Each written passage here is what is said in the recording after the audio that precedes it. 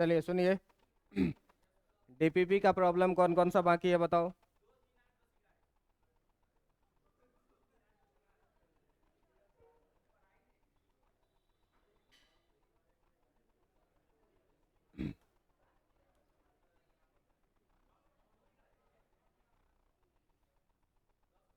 कौन सा नंबर बोलिए। 2 नंबर, उसके बाद 3 नंबर, उसके बाद 8 नंबर, और और और बोलो। कितने लोग ऐसे डीपीपी बना के नहीं आए हैं? नहीं आए हैं? क्यों? कौन सा? तुम भी बना के नहीं आई हो? पूरा नहीं बना है? जो जो बाकी है वो बोलिए। 1 नंबर भी? चलो बीच में 4 5 6 7 बाकी रह रहा है, बोलो। चलिए सुनिए। पहला नंबर है, सुनो। पहला नंबर क्वेश्चन है क्या तुम्हारा कि कोई भी वेक्टर बदल जाता है? शांत हो जाओ। पहला नंबर है क्वेश्चन क्या तुम्हारा कि कोई भी वेक्टर बदल जाता है, कब कब बदलता है? तो एक बात बताओ तुम कि अगर मान लो कि ये है कोई सा कोऑर्डिनेट एक्सिस, ठीक ना, सुनो। ये है कोई सा कोऑर्डिनेट एक्सिस, एक्स एक्सिस, और ये, ठीक ना, ये है तुम्हारा क्या, एक्स और वाई, एक्स एक्सिस और वाई एक्सिस। आप एक बात बताइए कि अगर इसमें कोई एक वेक्टर हम लेते हैं, इसमें अगर आप कोई एक वेक्टर लेते हैं कुछ ऐसा, वेक्टर आर। अब आप हमको ये बताइए कि अगर कोऑर्डिनेट एक्सिस को घुमा दें, कोऑर्डिनेट एक्सिस को घुमा देने का मतलब क्या हुआ? कोऑर्डिनेट एक्सिस का मतलब जो एक्स एक्सिस पहले ऐसे था, मान लो इसको हम ऐसे घुमा करके इसको बना दिए एक्स एक्सिस, ठीक है। ये हो गया तुम्हारा कैपिटल एक्स, घुमाया हुआ एक्सिस। और इसी के परपेंडिकुलर अगर हम बना दें फिर से वाई एक्सिस, इसी के परपेंडिकुलर अगर हम बना दें वाई एक्सिस,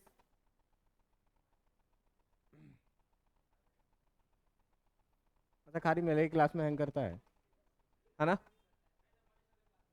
करता है। तो इसका कारण ये है कि बोर्ड के स्पीड से हमारा स्पीड ज़्यादा होता है लिखने का, है ना? सर आराम आराम से लिखते हैं। चलो देखो। अब क्या है कि मान लो, आ जाओ, कि मान लो ये है क्या, वाई एक्सिस। देखिए तो ये घुमाया हुआ वाई एक्सिस है। तो भाई साहब ये बताओ तुम कि क्या इस वेक्टर का डायरेक्शन बदला इतना करने से? इस वेक्टर का डायरेक्शन बदला? अभी भी उस कोना में था, अभी भी उस कोना में है। तो कोऑर्डिनेट एक्सिस को पकड़ के अगर घुमा दिए तो इससे वेक्टर बदला क्या? ना लंबाई बदला ना डायरेक्शन बदला। तो 1 नंबर क्वेश्चन का पहला नंबर ऑप्शन हो गया आपका गलत, ठीक ना। दूसरा है क्या कि सदिशों को समानांतर खिसकाने से। तो आप जरा सा ध्यान दीजिएगा कि कोई भी अगर वेक्टर होता था, कोई भी अगर तुम्हारा वेक्टर होता था, तो वेक्टर को अगर हम समानांतर खिसका देते थे तो उससे वेक्टर पे कोई फर्क नहीं पड़ता था। देखो तो इसको खिसका दिए तो इसका डायरेक्शन बदल गया क्या? लंबाई बदल गया क्या? नहीं बदल गया। लेकिन जरा सा ध्यान देना कि जो तीसरा ऑप्शन है तुम्हारा, रोटेट द वेक्टर, रोटेट का मतलब क्या हुआ? यहाँ फिक्स कर दो और यहाँ पे क्या करो, घुमा दो। रोटेट करने का मतलब हुआ कि कोई भी वेक्टर यहाँ फिक्स है, अब इसको ऐसे घुमाओ। तो देखो घुमाने से लंबाई, और लंबाई तो नहीं बदलेगी लेकिन डायरेक्शन बदल रहा है कि नहीं? तो वेक्टर बदल जाएगा कि नहीं? बदल जाएगा। तीसरा ऑप्शन भी गलत। चौथा option all of the above, तो कौन सा सही हुआ? बी नंबर, समानांतर खिसकाने से वेक्टर बदलता नहीं है। अच्छा परिवर्तन होता है? तो परिवर्तन होता है कौन से? रोटेट करने से। घुमा देने से क्या होता है? परिवर्तन हो जाता है। देखिए दूसरा नंबर में, सुनिए, ये था क्या, पहला नंबर आपका, पहला नंबर क्लियर, सुनो। पहला नंबर तुम्हारा क्लियर। अब दूसरे नंबर में क्या है ये देखो। ये था पहला नंबर का, ठीक है। देखो दूसरे नंबर में क्या कह रहा है। दूसरे नंबर में कह रहा है कि मिनिमम कितना कोप्लेनर वेक्टर होगा, समतलीय सदिश होगा, जिसका रिजल्टेंट कितना हो जाएगा, 0। और ये कहा हुआ है कि सारे सदिश अनइक्वल होंगे, बराबर नहीं होंगे, असमान होंगे। तो देखो भाई कि अगर मान लो, अगर मान लो कि एक वेक्टर इस डायरेक्शन में ले और इतना ही बड़ा एक वेक्टर इस डायरेक्शन में ले, तो इस दोनों का रिजल्टेंट कितना हो जाएगा? लेकिन ये दोनों बराबर लेंथ का है। कह रहा है क्या तुमको कि असमान होना चाहिए? तो असमान होने के लिए मान लो कि एक आदमी ए से बी गया, फिर गया बी से सी, और फिर सी से आ गया वापस ए तक। बताइए तो रिजल्टेंट कितना हो गया? यहाँ ए से गया बी तक, बी से गया सी तक, और फिर सी से आ गया। डिस्प्लेसमेंट कितना? डिस्प्लेसमेंट 0, मतलब रिजल्टेंट कितना? अब देखो ये तीनों बराबर हो भी सकते हैं या नहीं भी हो सकते हैं। मान लो ये एक वेक्टर इधर, ये एक वेक्टर मान लो इधर, और ये एक तीसरा इधर, ये तीनों अलग अलग का है। अगर इसको बोलोगे वेक्टर ए, इसको बोलोगे वेक्टर बी, और इसको बोलोगे वेक्टर सी, सर ट्रायंगल लग रहा है, लेकिन देखो अपोजिट ऑर्डर में ये रिजल्टेंट नहीं है जो तुम r equal to A plus B लिख लोगे, सेम ही ऑर्डर में। तो सेम ऑर्डर में है तो a प्लस बी प्लस सी तुम्हारा कितना आ जाएगा? 0। तो मिनिमम अनइक्वल वेक्टर कितने चाहिए तुमको? 3। और अगर इक्वल का बात कहे, अगर इक्वल का कहे तो कितने वेक्टर से रिजल्टेंट 0 हो जाएगा? समझ में आया कि नहीं आया? अगला क्वेश्चन है आपका कौन सा? 1 2 के बाद कौन सा था? 1 2 के बाद 3 नंबर, है ना? चलो 1 2 के बाद था कौन सा नंबर? 3 नंबर। सुनो, कह रहा है क्या कि एक बल है जो 6 न्यूटन का है, और एक बल है जो 8 न्यूटन का है। ठीक है, कह रहा है क्या कि दोनों किसी भी वस्तु पर लगता है और एकल बल का अनुभव करवाता है उसको, एक ही बल का। अब सुनिए, थीटा नहीं दिया हुआ है, कोई बात नहीं। ऑप्शन ए में आपके पास क्या है? 1। ऑप्शन बी में क्या है? ऑप्शन सी में क्या है? 15। और ऑप्शन डी में क्या है? 20। अच्छा एक बात बताओ कि मेरे पास हम तुमको एक बात कहें कि मेरे पास न्यूनतम धन की संख्या हो सकती है 50,000, और अधिकतम कह सकते हैं तुम्हारे पास कि 1 करोड़। तुमको पता है कि सर का जो संपत्ति है वो 50,000 से 1 करोड़ के बीच में हो सकता है, तो बीच में कुछ भी हो सकता है।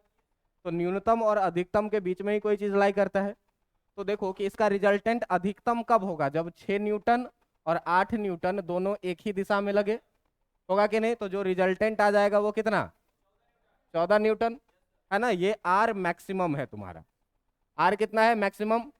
और अगर मिनिमम का बात करो तो 6 न्यूटन इधर और 8 न्यूटन अपोजिट डायरेक्शन में। तब जो तुम आर मिनिमम का वैल्यू कहोगे वो आर मिनिमम कितना आएगा? 2 न्यूटन। अब जो रिजल्टेंट लाई करेगा 2 से 14 के, 2 से 14 के, देख लो कौन सा ऑप्शन है। तुम लोग सोच रहे होगे क्वेश्चन जरूर गलत है, थीटा नहीं दिया हुआ है ना? क्वेश्चन गलत कोई नहीं होता, इसीलिए ये कंपटीशन है। बना बनाया सब कुछ मिले, मान लो खीर बनाना है तो दूध भी मिल जाए, चावल भी मिल जाए, चीनी भी मिल जाए, सब कुछ मिल जाए, तो खीर बनाना तो बहुत आसान काम है ना? उसमें ये भी नहीं सोचना है कि कितने देर तक पकाना है।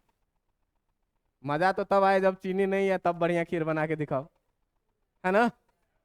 तब ना तुम कुक कहलाओगे। देखो सुनो, तुमको बता दें कि कुक का जॉब कोई खराब जॉब नहीं होता है। एक से एक जो होटल का शेफ होता है उसका सैलरी लाखों करोड़ों में भी होता है, आपको पता होना चाहिए। तो आप जो पढ़ रहे हैं वो कॉम्पिटिटिव पढ़ रहे हैं, और कॉम्पिटिटिव में ये नहीं सोचिएगा कि सवाल गलत है। इस पूरे क्वेश्चन सीट में एक ही जगह पर मिसप्रिंट हुआ है, एक ही जगह पर मिसप्रिंट हुआ है, बाकी कहीं नहीं मिसप्रिंट हुआ है। समझे? ये समझ में आ गया? ऑप्शन तुम्हारा कौन सा होगा भाई? मतलब जो आर मैक्सिमम होगा उससे, क्या बोलो, उससे कम होना चाहिए आर, और इससे अधिक होना चाहिए क्या? Are minimum. तो ऑप्शन जो हो जाएगा तुम्हारा कौन सा? बी नंबर 11 सही हो जाएगा, है ना? क्यों कि आर मैक्सिमम कितना है? 14। तो 14 से लेकर के आर को कहाँ तक लाइज करना होगा? 2 के बीच में, और 14 से 2 के बीच में कौन सा है? यही हो जाएगा सही। बोलिए क्या बोल रहे थे? उल्टा लिखा गया? अच्छा इधर खुला हुआ रहे, क्या बोले? कौन सा? मैं तुमको बोलूं, तुम्हारे पास मिनिमम, हम कुछ और सोच रहे थे। मिनिमम कितना हैंडल कर सकते हो? ऐसे सोचो, छिछोहर वाला कितना? 10 को। देख लो कैरेक्टर, देखो इसका। और मैक्सिमम, मैक्सिमम, मैक्सिमम कितना? 50। तो तुम्हारा क्षमता कम से कम 10 का है, अधिकतम 50 का है, तो इसके बीच में ही रहोगे ना। उससे कम जाओगे तो भी दिक्कत होगा, उससे अधिक जाओगे तो भी दिक्कत होगा। तो 10 से 50 के बीच में रहो। तो 10 से 50 के बीच में रहोगे तो ये कैसा होगा? आर मैक्सिमम है कितना भाई? आर मैक्सिमम है कितना? 14। और इसके बीच में, और 2, फिर उल्टा लिखा गया, 2 के बीच में ही रहेगा। तो 2 और 14 के बीच में कौन सा ऑप्शन है? 11 नंबर। और कोई ऑप्शन नहीं है, तो 11 ही हो जाएगा सही। अगला कौन सा है बोलो, अगला नंबर कौन सा है? कौन सा? इक्वल टू, इक्वल टू, हाँ इक्वल टू भी होगा क्योंकि मैक्सिमम और मिनिमम भी तो लग ही रहा है ना, ठीक ना? हाँ चलिए बोलिए और कौन सा? 6 number, the maximum and minimum magnitude, same question है। सुनिए, मैक्सिमम मैग्नीट्यूड कितना होगा? P प्लस क्यू, और मिनिमम मैग्नीट्यूड कितना होगा? P minus Q. क्योंकि मैक्सिमम में दोनों को क्या करते हैं? जोड़ देते हैं, और मिनिमम में दोनों को क्या करते हैं? घटा देते हैं। और तुम्हारे पास क्या कह रहा है कि जो R मैक्सिमम है और जो R मिनिमम है इसका रेशियो कितना है? 3/, है ना? इसका मतलब ये हुआ कि P प्लस क्यू मैक्सिमम है और P माइनस क्यू क्या है? इक्वल टू 3/, क्रॉस मल्टीप्लीकेशन कर दीजिए, P प्लस क्यू बराबर आ जाएगा कितना? 3P minus 3Q। 3Q को इधर ले आओ तो Q प्लस 3Q बचेगा, और इस P को इधर ले जाओ तो 3P माइनस P बचेगा, यानी कि 3Q और Q को जोड़ोगे तो कितना हो जाएगा? 4Q। 4Q इक्वल टू हो जाएगा कितना? 2 से 2 दूनी 4 कट भी जाएगा, तो P इक्वल टू 2Q। कौन सा ऑप्शन है? देख लेना कौन सा नंबर था ये, 6 नंबर। इसके बाद वाला बोलिए, इसके बाद वाला 8 नंबर। 8 नंबर में क्या है? अरे यार क्या कह रहा है? A vector which when added to resultant vector of, दो वेक्टर दिया है उसका रिजल्टेंट। तो देखो दो वेक्टर का रिजल्टेंट जो वेक्टर आर इक्वल टू लिखोगे वो क्या लिखोगे? Vector A plus. तो दो वेक्टर तुम्हारे पास दिया हुआ है, कितना दिया हुआ है? 2y minus 3j plus 4k, और दूसरा वेक्टर कितना दिया हुआ है? प्लस i प्लस 5j और कितना? Plus 2k। देखो इस दोनों को जब जोड़ोगे 2y और i कितना हो गया? माइनस 3j और प्लस 5j कितना हो गया? और 4k और 2k कितना हो गया? कह रहा है इसका रिजल्टेंट जो है, इस दोनों वेक्टर का जो रिजल्टेंट है वो y एक्सिस के अलोंग एक यूनिट वेक्टर, y एक्सिस के अलोंग यूनिट वेक्टर, ठीक ना? y एक्सिस के अलोंग कौन सा? Unit vector. बहुत गंदा लैंग्वेज लिख रहा है, हिंदी के अकॉर्डिंग लिखे हैं, ठीक ना? वैसे लिखाता है unit vector along y axis, ठीक है? ध्यान दे देना। तो y एक्सिस के अलोंग जो यूनिट वेक्टर होता है वो क्या होता है? कह रहा है जे कैप से अधिक हो जाता है, जे कैप से। तो कोई चीज 1 रुपया अधिक है तो उसको बराबर करने के लिए क्या करोगे? घटाना पड़ेगा। तो घटाना पड़ेगा, तो इसी में से भाई साहब माइनस जे कैप अगर कर दोगे तो जो रिजल्ट आएगा तुम्हारा वो कितना आ जाएगा? 3i प्लस जे और प्लस, देख लो कौन सा ऑप्शन है, यही तो कह रहा है।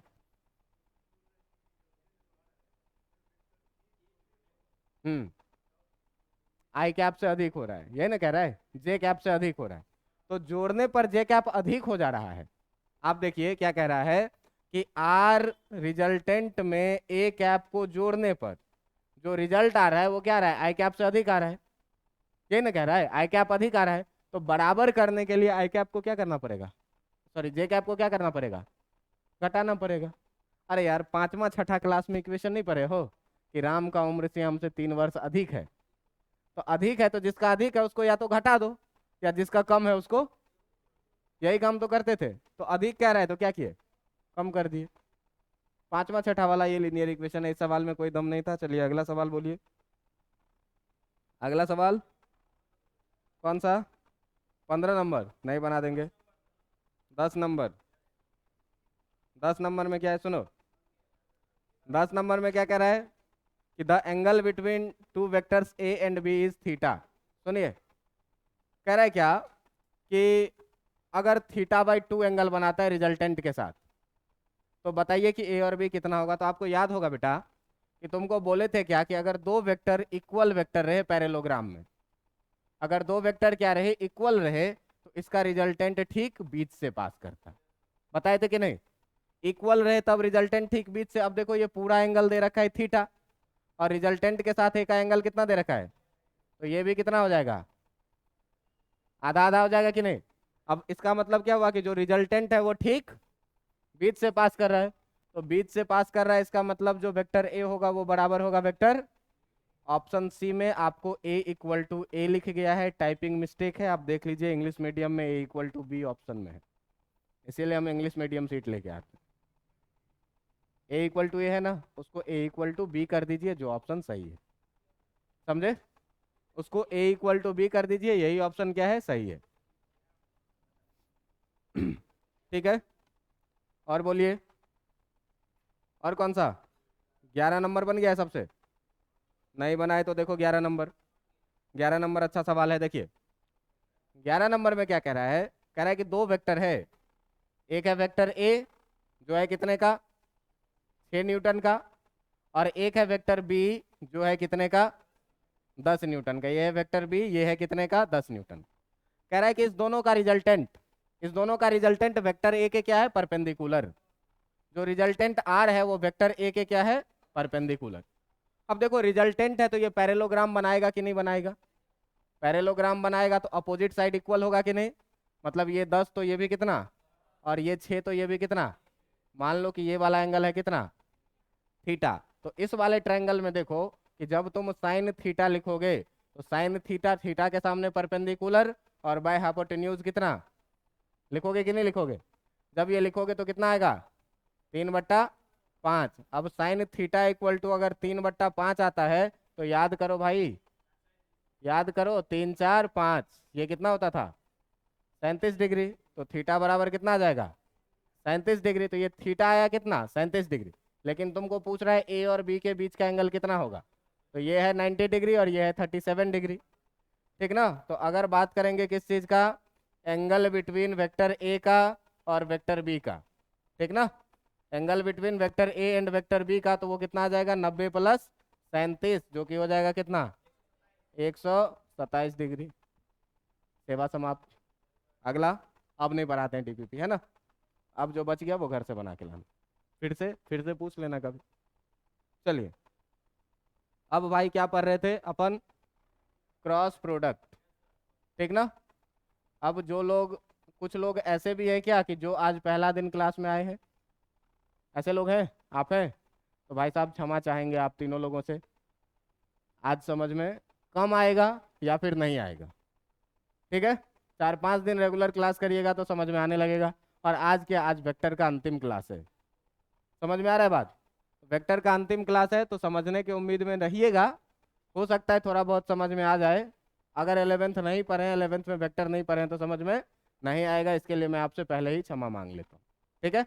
प्रयास करिएगा समझने का। देख बेटा, हम लोग बात कर रहे थे क्या कि अगर vector x1i plus y1j plus z1k है तुम्हारे पास, सुनो, और एक दूसरा vector vector b equal to x2i plus y2j और प्लस z2k है तुम्हारे पास, तो a क्रॉस b कैसे लिखेंगे?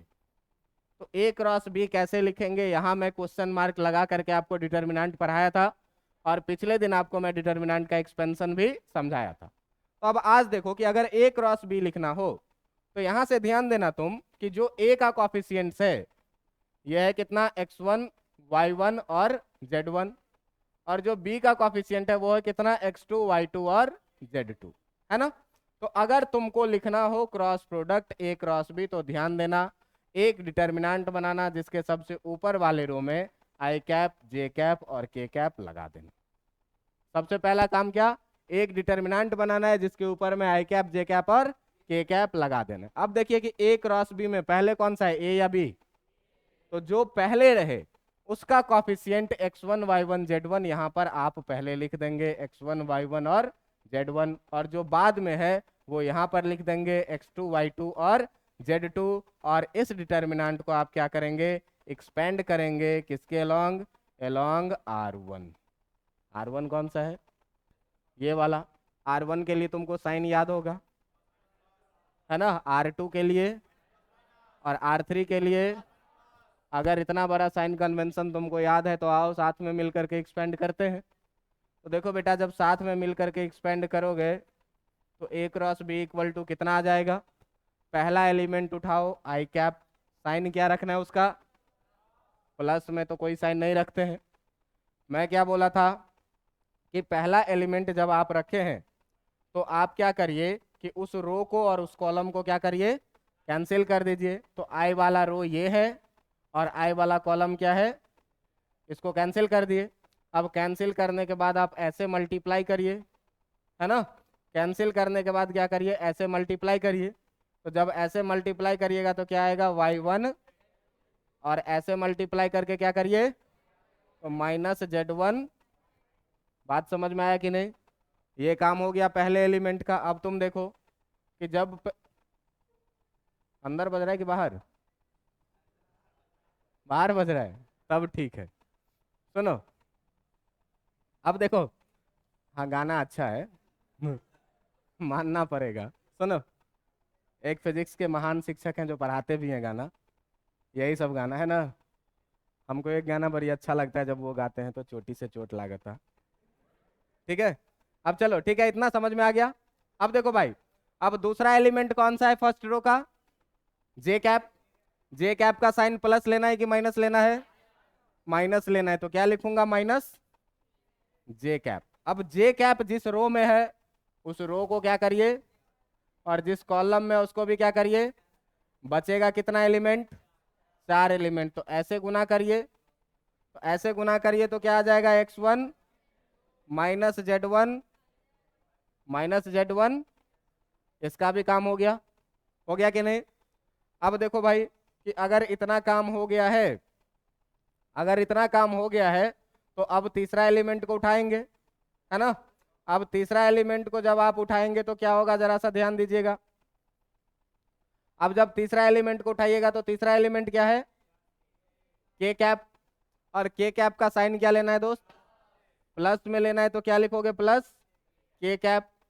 अब के कैप जिस रो में है उस रो को क्या करो, और जिस कॉलम में उसको भी क्या करो, 4 अच्छा, बगल वाला है, चलो ठीक है, बगल वाला है तो बगल वाले को कैंसिल करते हैं, ये वाला है ना। ठीक है, गाना गा रहा है, बगल वाली जान मारे लिए, वाह बेटा, बहुत तरक्की करेगा। सुनो, अब जो 4 एलिमेंट बचा उसको क्या करो, क्रॉस मल्टीप्लाई करो। क्या, x1 -y1 -y1 x2। इतना बात समझ में आ गया कि नहीं। अच्छा, तुम लोगों को कहीं ऐसा तो नहीं लगता कि खाली भोजपुरी तुम ही सुनते हो, ठीक ना। हम भोजपुरी गाना सुनने के लिए स्पेशल ईयरबड खरीदे हुए हैं, समझ में आ रहा है। चलो, इतना काम समझ में आ गया। अब देखो भाई कि अगर इस आई कैप को थोड़ा सा आगे करके हम लिख दें, तो ये देखिए, तो y1z2 -z1y2 times I cap, इसको लिखेंगे कि नहीं लिखेंगे। अच्छा, इस दोनों में से थोड़ा सा माइनस कॉमन कर लेते हैं। तो इस दोनों में से जब आप माइनस कॉमन कर लीजिएगा तो पलट जाएगा, ये चीज पलट जाएगा, और इस माइनस के साथ गुना होकर क्या हो जाएगा। अब देखो ये क्या हो जाएगा, z1x2 और -x1z2 टाइम्स कितना, जे कैप, और प्लस इसमें देखो x1y2 और -y1x2, और इसके साथ कितना। अब देखो तो x1 x2 y1 y2 z1 z2 पता रहेगा कि नहीं रहेगा, पता रहेगा। तो क्रॉस प्रोडक्ट निकाल लेंगे कि नहीं। और क्रॉस प्रोडक्ट का जो आंसर आ रहा है उसमें आई कैप, जे कैप और के कैप है, मतलब जो रिजल्ट है वो वेक्टर है, मतलब जो रिजल्ट है वो क्या है, वेक्टर है। अब वेक्टर है तो सर ये तो समझ गए कि क्रॉस प्रोडक्ट कैसे निकाला जाए, लेकिन आप हमको ये भी बताए थे क्या कि अगर दो वेक्टर है, अगर दो वेक्टर है ए और बी, अगर दो वेक्टर है, एक वेक्टर ये मान लो ए, एक वेक्टर ये मान लो बी, तो आप ये बताए थे कि जो ए क्रॉस बी होगा, जो ए क्रॉस बी होगा, तो ए क्रॉस बी दोनों के ही परपेंडिकुलर वेक्टर होता है, बताए थे कि नहीं। तो इस चीज को आप कैसे प्रूफ कर पाएंगे कि ए क्रॉस बी दोनों के परपेंडिकुलर वेक्टर है ना। इसका प्रूफ मांगता है अदालत। तो देख, तुमको प्रूफ करने के लिए हम बोले थे कि कोई भी दो वेक्टर अगर परपेंडिकुलर है तो डॉट प्रोडक्ट निकालो, और डॉट प्रोडक्ट अगर 0 आ जाए इसका मतलब, पिछले दिन का कहानी याद करो डॉट प्रोडक्ट का, डॉट प्रोडक्ट अगर 0 आ जाए इसका मतलब। तो अब इसमें हम लोग क्या करते हैं, एग्जाम्पल लेकर के देखते हैं, क्या एग्जाम्पल लेकर के देखते हैं, और एग्जाम्पल लेकर के हम सॉल्व करके आपको एक क्वेश्चन दिखाते हैं कि कैसे ए क्रॉस बी, ए और बी दोनों के परपेंडिकुलर होता है। समझ में आ रहा है बात। चलो, अब देखो कि मान लो कि कह रहा है क्या कि एक वेक्टर है ए इक्वल टू दिया हुआ आपके पास 2i cap plus 3j cap plus 4k cap, ठीक है। और एक वेक्टर बी इक्वल टू आपके पास दिया हुआ है क्या, 3 times I cap plus 4 times J cap plus 5 times के कैप। मान लीजिए ये दो वेक्टर है आपके पास दिया हुआ, आपको क्या कह रहा है कि आप फाइंड करो, क्या चीज फाइंड करो। तो पहला में कह रहा है क्या कि ए क्रॉस बी फाइंड करो, ठीक ना। दूसरा में क्या कह रहा है कि बी क्रॉस ए फाइंड करो। तीसरा में आपको क्या कह रहा है कि ये प्रूव करिए, क्या प्रूव दैट कि ए क्रॉस बी जो होगा वो A cross B perpendicular to vector A होगा। और जो चौथा में कह रहा है, ये कह रहा है क्या कि prove that A cross B जो होगा ये A cross B perpendicular to vector B भी होगा, ठीक है। अब तुम यहां देखो कि इस चारों क्वेश्चन को हम लोगों को क्या करना है, सॉल्व करना है। तो हम एक एक करके आपको करके दिखाते हैं।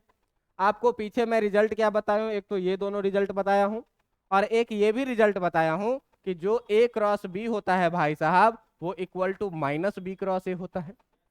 तो ये भी यहीं से प्रूफ मिल जाएगा सर, अगर क्वेश्चन में आ गया वो कहानी तो हम मान लेंगे कि आप सही बताए थे, मान लेंगे कि नहीं। अब ध्यान से देखना, सबसे पहले हम निकालते हैं क्या, ए क्रॉस बी। तो ए क्रॉस बी निकालने के लिए मैं तुमको क्या बोला हूं कि एक डिटर्मिनेंट बनाओ। ए क्रॉस बी के लिए क्या करो, एक डिटर्मिनेंट बनाओ, सबसे ऊपर में क्या डालो, आई कैप जे कैप और के कैप।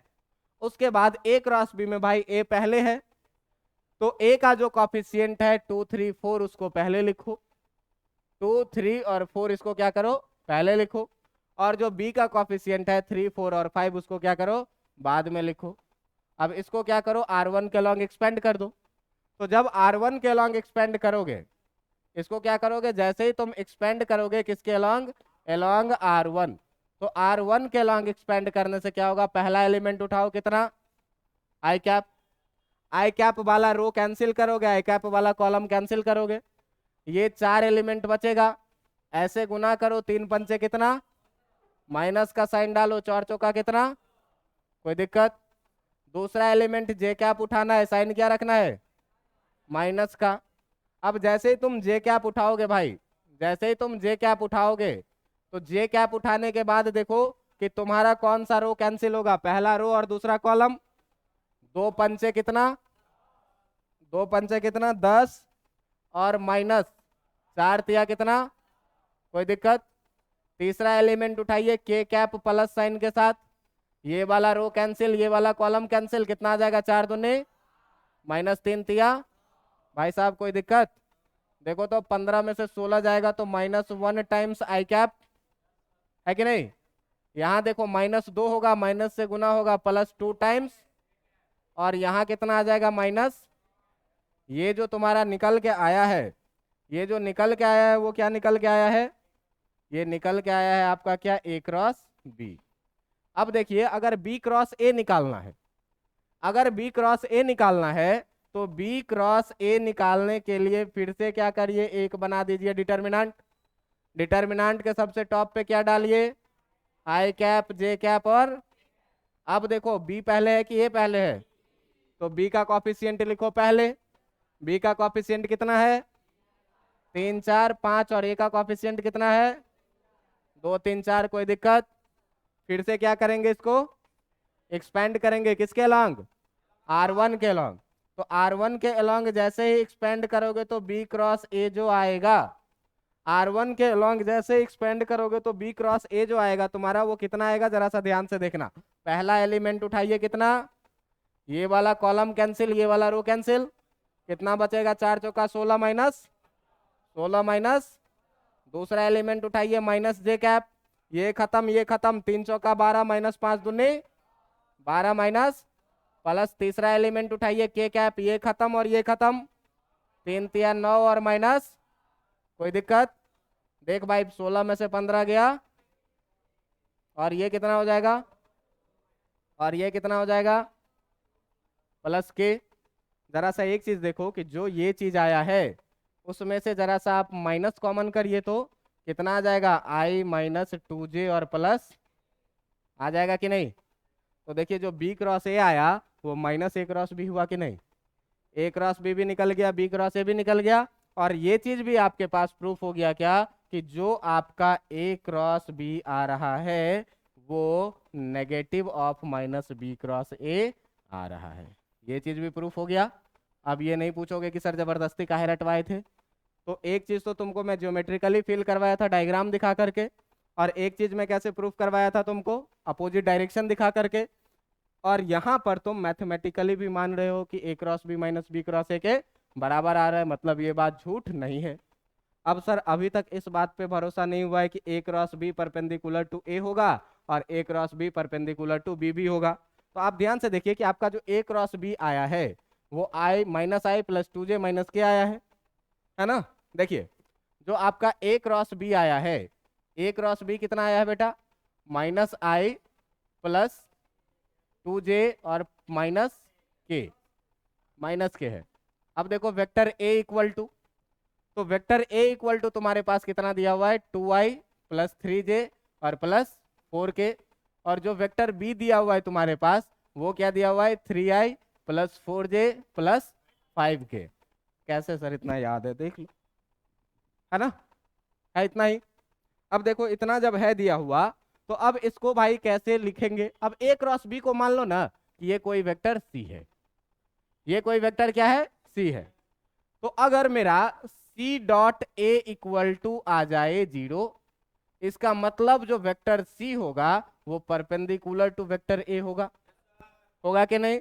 अगर सी डॉट ए आ जाए 0, इसका मतलब वेक्टर सी परपेंडिकुलर क्या होगा, वेक्टर। अब देखो भाई कि अगर सी डॉट ए निकालना है तो सी डॉट ए निकालने के लिए क्या करोगे, x1 x2, तो x1 कितना है, x2 कितना है, प्लस y1 कितना है, और y2 कितना है, प्लस z1 कितना है, और z2 कितना है। जरा सा देखो कितना आया, -2 प्लस 6 माइनस 4 इक्वल टू कितना। इसका मतलब वेक्टर सी परपेंडिकुलर क्या हुआ, वेक्टर, और वेक्टर सी किसको माने हो, ए क्रॉस, तो ए क्रॉस बी परपेंडिकुलर टू हो गया वेक्टर ए की नहीं हुआ, हो गया कि नहीं हुआ, मजा आ गया सर, है ना। इसी तरीके से देखो अगर वेक्टर सी डॉट बी निकालोगे, अगर vector C dot vector B निकालो और ये भी 0 आ जाए, इसका मतलब क्या हुआ कि vector C perpendicular to vector होगा कि नहीं। जरा सा निकाल के देख लो आता है कि नहीं आता है, निकाल के देख लो, x1 x2 कितना, -1 into 3 -1 into plus y1 y2 यानी कि कितना, y1 कितना है 2 और y2 कितना है 4, तो 2 इंटू 4 और प्लस z1 z2 यानी कि -1 इंटू कितना, देख लो कितना आया, -3 प्लस 8 माइनस 5 कितना आ गया। इसका मतलब क्या हुआ, vector C is perpendicular to vector, इसका मतलब क्या हुआ कि वेक्टर सी जो है वो क्या है, A cross B perpendicular to vector. देखो तुम्हारा चारों सवाल बन गया कि नहीं बन गया, चारों सवाल बन गया कि नहीं। क्या सब निकालना था, ए क्रॉस बी निकालना था, वहां बन गया, बी क्रॉस ए निकालना था, यहाँ निकल गया, A cross B equal to minus B cross A होता है, यहाँ प्रूफ हो गया। और अगला चीज क्या कि vector A cross B perpendicular to vector A होता है, ये भी प्रूफ हो गया, और vector A cross B perpendicular to vector B होता है, ये भी प्रूफ हो गया। इतना ही नहीं, अगर आपसे कोई कहे, अगर आपसे कोई कहे कि ये माइनस बी क्रॉस ए जो है या ये बी क्रॉस ए जो है ये भी परपेंडिकुलर टू वेक्टर ए होगा और ये भी परपेंडिकुलर टू वेक्टर बी होगा, आप चाहें तो निकाल करके देख लें, आप चाहें तो निकाल करके देख लें कि बी क्रॉस ए भी ए के परपेंडिकुलर होगा और बी क्रॉस ए बी के भी परपेंडिकुलर होगा। इतनी बातें समझ में आई कि नहीं आई। अब जब इतनी बातें तेरे समझ में आ गई तो क्रॉस प्रोडक्ट निकालने के लिए सबसे पहले क्या बोला कि सबसे पहले एक डिटर्मिनेंट बनाओ, डिटर्मिनेंट के सबसे पहले रो में आई जे, दूसरे रो में क्या लिखना है, जो पहले हो, तो ए है पहले, तो ए पहले है तो ए का कॉफिशिएंट 2 3 4, 2 3 4 डाल दो, बी बाद में है तो 3 4 5 उसका कॉफिशिएंट डाल दो, और R1 के अलॉन्ग क्या करो, एक्सपेंड कर दो, जो आंसर आएगा वही आंसर क्या हो जाएगा, ए क्रॉस बी। लेकिन ध्यान रखना जो पहले रहे वो पहले डलेगा, जो बाद में रहे वो बाद में डलेगा। समझ में आ गई बात इतनी। अब इतनी बात समझ में आ गई तो देखो इस पे क्वेश्चन भी एक करवा दिए, सारा कुछ वेरीफाई भी कर लिया हम लोग जो करना था। अब आपसे कैसा कैसा क्वेश्चन पूछेगा, तो आपसे कैसा कैसा क्वेश्चन पूछेगा ये देखिए कि दिया हुआ है क्या कि यदि वेक्टर ए इक्वल टू दिया हुआ है मान लो 2i plus 3j plus 4k, vector B equal to दिया हुआ है मान लो 2i minus 3j plus 4k, और वेक्टर सी इक्वल टू दिया हुआ है मान लो क्या 3i plus 4j plus 5k। ये तीन वेक्टर दिया हुआ, आपको कह देगा क्या कि फाइंड करिए, फाइंड करिए पहला में क्या कि A cross B dot B cross C कितना होगा। तो पहले क्या करेगा, ए क्रॉस बी निकालेगा, फिर क्या करेगा, बी क्रॉस, फिर दोनों का डॉट प्रोडक्ट ले लेगा, आंसर आ जाएगा। निकाल के दिखा।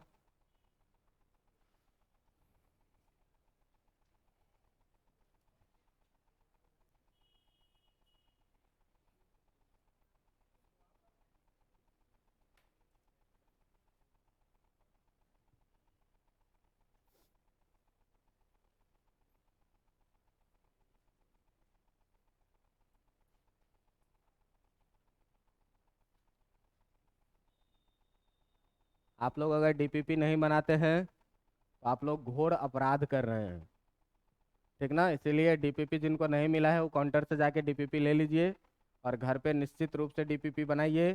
संभावना है कि आपसे बनेगा, अगर नहीं बनता है तो यहाँ डीपीपी डिस्कस कर देंगे, क्लास में भी कर देते हैं, क्लास से बाहर भी कर देते हैं। तो बनाओगे तब ना पूछोगे, और पूछोगे तब ना बताएंगे।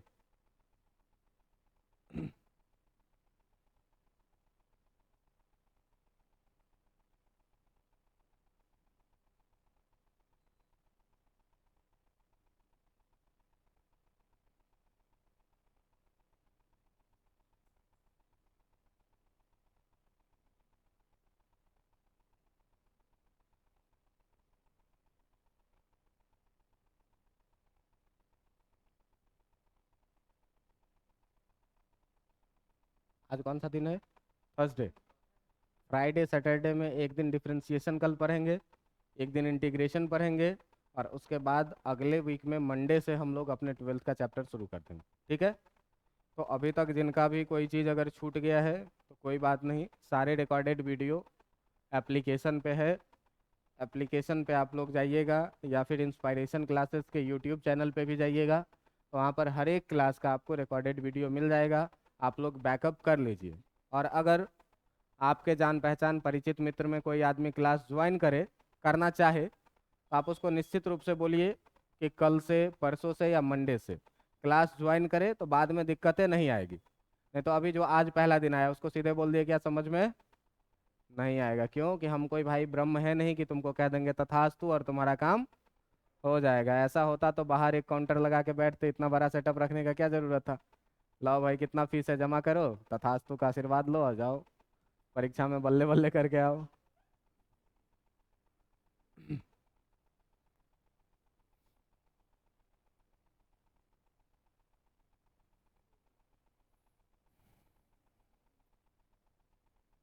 अपना अपना बनाइए, बगल वाले के कॉपी में मत बनाइए, अपना अपना बनाइए।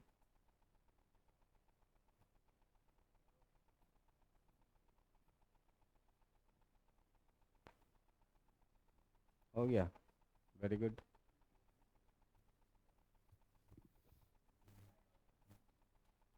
क्या नाम है बेटा तुम्हारा, रवि तिवारी। समझ में आ रहा है, कम आ रहा है। कब से क्लास कर रहे हैं आप, 2-3 दिन से। कोई बात नहीं, 2-3 दिन और पैसेंस रखिए, और अगर कम समझ में आ रहा है तो आगे बैठिए, ठीक है। हाँ, कोई बात नहीं, आगे पूरा खाली ही है। तुम दोनों को तो आ रहा है समझ में, है ना। आप कितने दिन से क्लास कर रहे हैं, शुरू से, गुड। कितना आ रहा है, -538, 948, 708, बहुत बढ़िया, बहुत बढ़िया।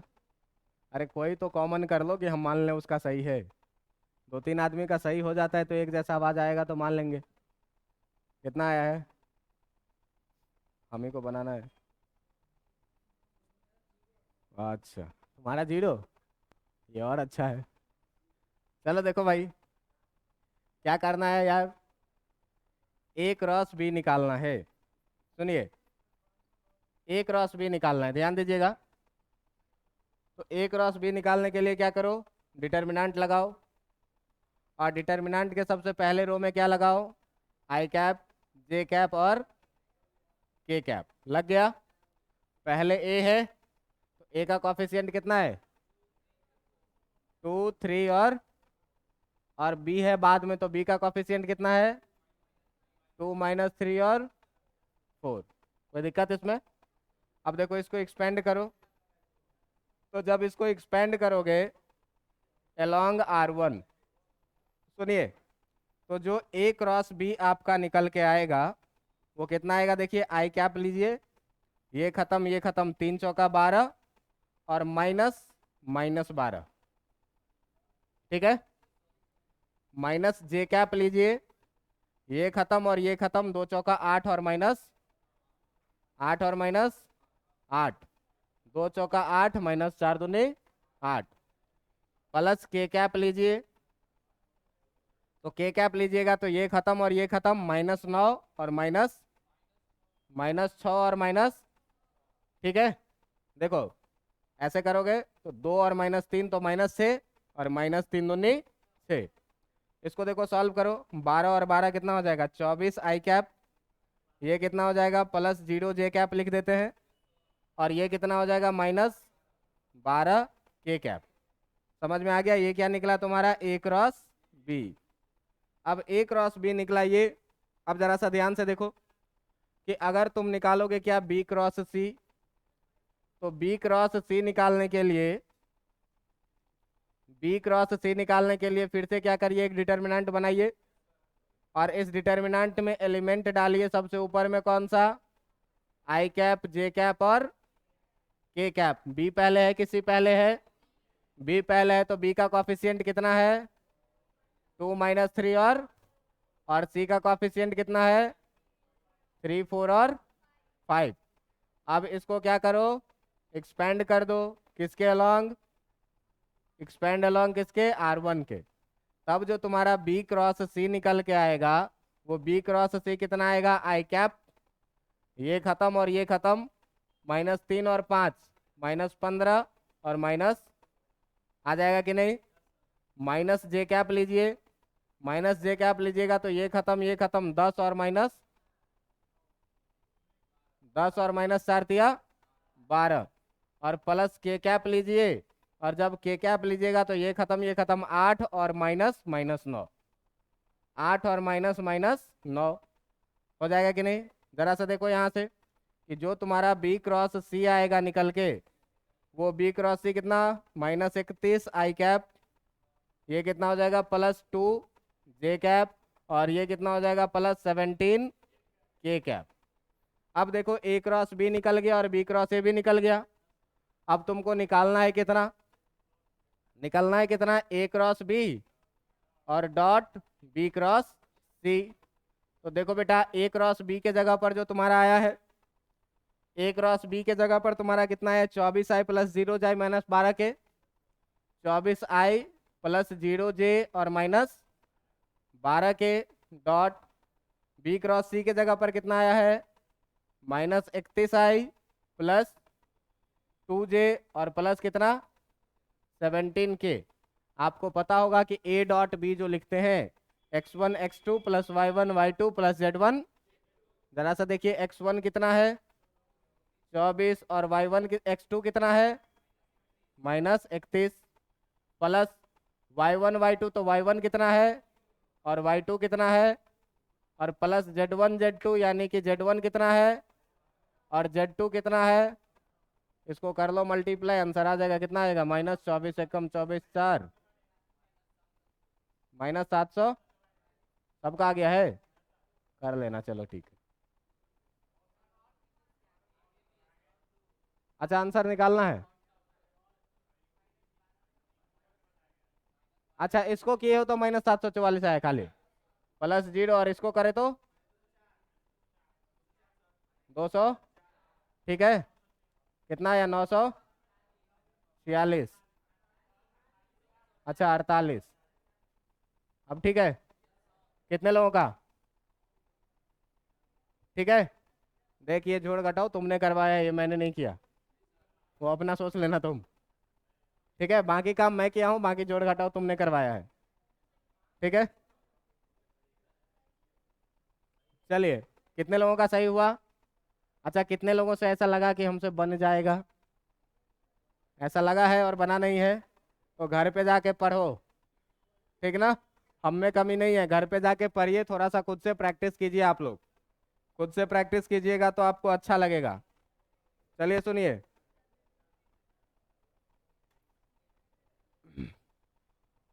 ये खाली रह गया, 13 पे लिखा गया। चलो सुनो, ये इस पे कैसे आ गया? ये 13 नंबर पे चला गया।